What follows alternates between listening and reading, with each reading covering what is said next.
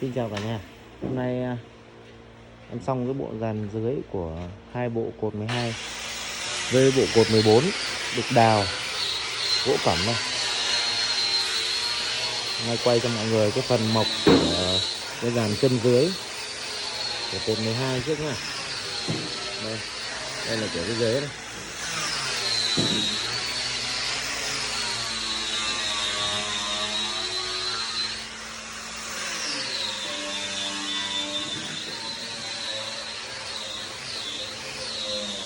Hàng rất là dày dặn nhé. Còn bên này là bộ cột 14 này. Cột 14 chân trước 15, chân sau là chân 14.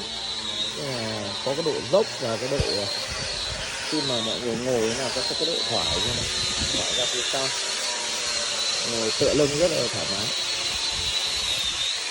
Đây bộ cột 14, khuôn chành dày dặn to.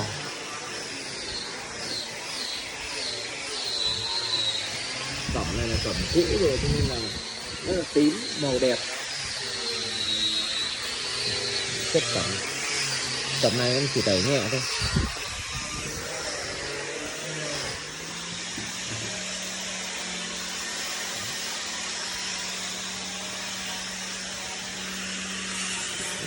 Đây là kẹp.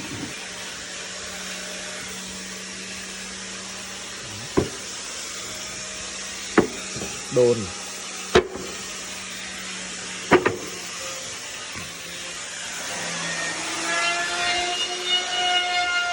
Mọi người đặt hàng này liên hệ với cả xưởng của em nhé.